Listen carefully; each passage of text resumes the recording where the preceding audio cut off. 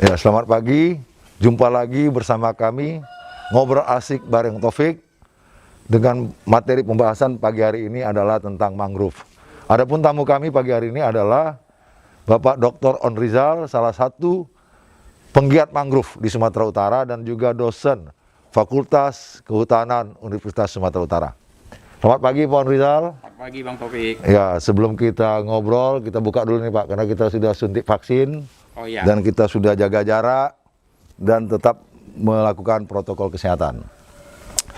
Mangrove di pesisir pantai Sumatera Timur ini, Sumatera Utara ini, pada tahun 1980 sampai 1990 itu banyak beralih fungsi jadi tambak. Tambak udang, dan sekarang malah beralih fungsi lagi menjadi pohon-pohon kelapa sawit. Nah, artinya kami melihat mangrove ini adalah salah satu tentara pantai yang melakukan penghadangan terhadap laut kepada masyarakat. Nah, kami pagi ini ngobrol-ngobrol tentang kita bagaimana tentang pandangan Pak On Rizal terhadap kondisi mangrove yang ada pada saat ini di Sumatera Utara. Oke, baik, terima kasih Bang Taufik. Jadi memang berdasarkan hasil riset kami juga, jadi memang mengkonfirmasi tadi apa yang katakan Bang Taufik tadi, yang memang selama ini main di lapangan, Dinas Kehutanan juga kan, memang perubahan besar mangrove di Sumatera Utara itu terjadi di awal era 80-an sampai 90-an, terutama tentang ekspansi tambak besar-besaran. Ya. Nah, itu memang terkonfirmasi juga di penelitian kami, sudah kami publikasikan tahun 2009. Dan di masa itu lebih kurang 20 tahun sampai 2006, itu mangrove di pesisir timur Sumatera Utara itu sudah hilang hampir 60%. Dalam waktu, kalau kita hitung dari misalnya tahun 70 sampai ke 2006, itu sudah hilang hampir 60%. Dan yang paling besar berubah itu di daerah Langkat, karena memang itu kalau kita lihat pesisir timur Sumatera Utara, yang paling luas mangrove itu di Langkat, ya, kemudian diikuti oleh pesisir kabupaten-kabupaten yang lain. Jadi itu hilangnya luar biasa. Nah, bagaimana masyarakat di sekitar mangrove ini setelah menjadi alih fungsi itu? Nah, riset kami juga menunjukkan bahwa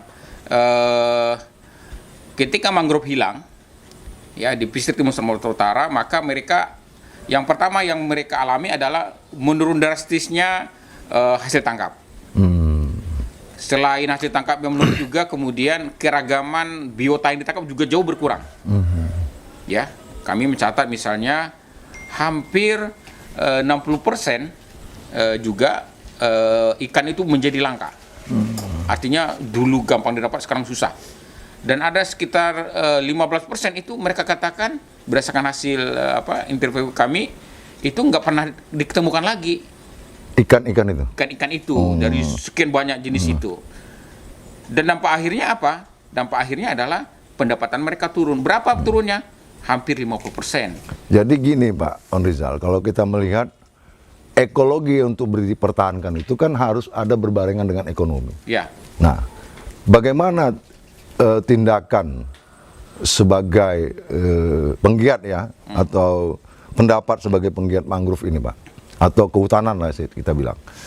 Artinya masyarakat menjaga ekologi ini, kalau tidak ada ekonominya itu bisa jadi lenyap juga itu si ekologi tadi. Oke. Jadi kita coba petakan sebenarnya.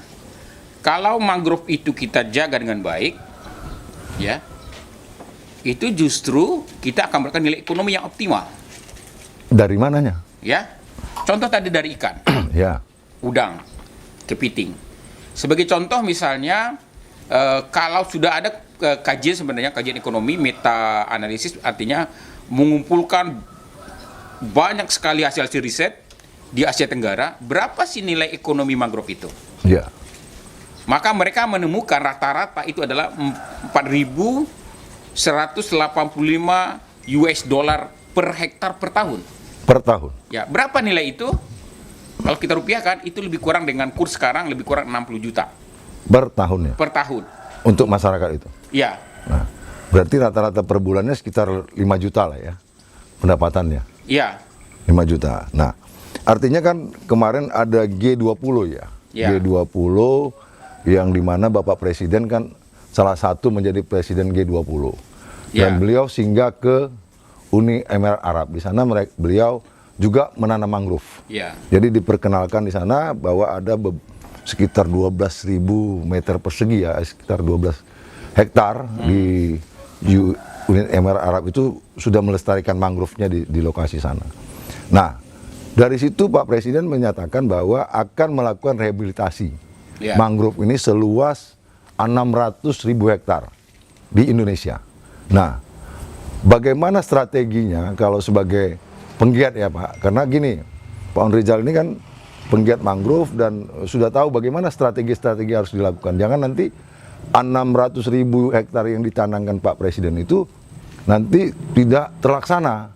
Artinya dananya selesai, pekerjaannya nggak selesai nih. Nah, gimana itu Pak? Jadi sebenarnya kunjungan Presiden kemarin itu sebenarnya sudah didukung oleh Kemenko Marves di awal 2021, kita komitmen, dan di akhir tahun 2020 sebenarnya kemudian bantuan dari Uni Emirat Arab ke Indonesia untuk program Lestari Mangrove itu sudah diberikan, itu berita yang kita berikan. Jadi ini sebenarnya balasan terhadap bantuan yang sudah diberikan oleh diberikan. Berapa besar itu? Saya lupa berapa besarnya ya. Luasannya kira-kira? Sebenarnya itu untuk membantu program rehabilitasi yang sudah dicanangkan tahun 2020 untuk 600.000 itu di 34 provinsi. Meskipun itu adalah data indikatif. Misalnya di mana sih 600.000 itu ya? Jadi kalau kita lihat memang dalam perubahan 20 tahun terakhir misalnya, itu memang hutan mangrove Indonesia yang rusak atau hilang itu lebih daripada itu. Nah, jadi coba dengan bantuan ini, program ini, kemudian ingin adanya perbaikan dalam rehabilitasi mangrove kita. Karena memang kalau kita lihat fakta-fakta sebelumnya, program rehabilitasi mangrove, dan sebenarnya saya punya banyak foto, bagaimana kegagalan dalam rehabilitasi mangrove. Banyak karena mungkin karena Pak Taufik mungkin lebih paham ketika orientasinya proyek, hanya menanam, itu sebagian besar, sebelum kata 90% lebih itu gagal. Gagal ya. Jadi program lah ya, bagaimana melibatkan masyarakat setempat untuk menjaganya gitu. Nah, mesti disitulah, dan kita sudah mencoba dengan upaya mandiri, kemudian bersama dengan masyarakat lokal yang memang mereka menunjukkan kepedulian, itu menunjukkan keberhasilan. Contoh misalnya di Nagalawan, dulu Bang Taufik di sana, ketika dulu saya 2006 mulai di sana, ketika abrasi sangat tinggi, air asin masuk ke permukiman, sehingga mereka tidak bisa memakan air tanah. Dan kalau kita nilai, itu adalah nilai mangrove. Ketika mangrove ada, bertahan, mereka bisa memakan air tanah. Tapi ketika mangrove itu rusak, itu terkikis semua itu ya? Terkikis semua, abrasi tinggi, kemudian air asin masuk, payung masuk ke sumur-sumur mereka. Ya, seperti di Medan sekarang lah kan, lagi banjir rob Belawan ini. Betul. Kan habis mangrove-nya itu. Habis mangrove-nya, sehingga mereka harus beli air. Ketika ada mangrove-nya, mereka nggak beres air. Artinya kita harus adil dalam menilai keberadaan mangrove itu. Kalau tadi contoh saja 5 juta dari contohnya dari perikanan, dari sawit berapa yang kita dapatkan sebulan per hektar? Sawit itu sekitar per bulan 12 ton per hektar. Itu kan selama 1 tahun. Itu dibagi 12, 1 ton lah. 1 ton kali 3.500 lah kita bilang. Baru 3,5 juta ya? Sementara tadi 5 juta. 5 juta ya. Lebih besar lagi mangrove itu kalau dijaga ya. Kalau dijaga itu maksudnya itu baru dari satu nilai. Belum kita hitung tadi misalnya dari air. Yang kalau ada mangrove, mereka tidak harus beli air gratis. Itu nilai mangrove. Artinya itu belum masuk dari 5 juta tadi itu. Nilai-nilai apa ya? Nilai-nilai yang non fisik ya, ekologinya ya. Nilai ekologinya itu tadi. Ya itu nggak kita hitung. Ya sebenarnya dengan membeli air satu tong itu aja bisa sampai 15.000, 10.000 lah kita bilang. Per bulan bisa misalnya 6 galon, 7 galon ya kan? Itu baru misalnya dari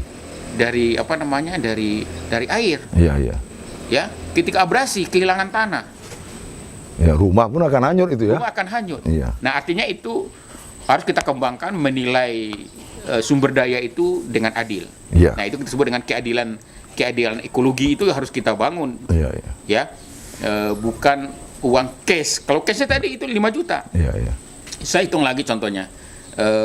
Kalau kita berdasarkan hasil riset juga di seluruh Indonesia, itu dulu dipublikasikan oleh rekan-rekan peneliti dari Pusat Limnologi LIPI, setiap kehilangan 10.000 hektar mangrove, ya, kita akan kehilangan 112 ton udang saja. Udang ya. Ya. Belum lagi oksigen ya. Belum lagi oksigen. Oksigen akar napasnya itu kan bisa. Dan sebagainya.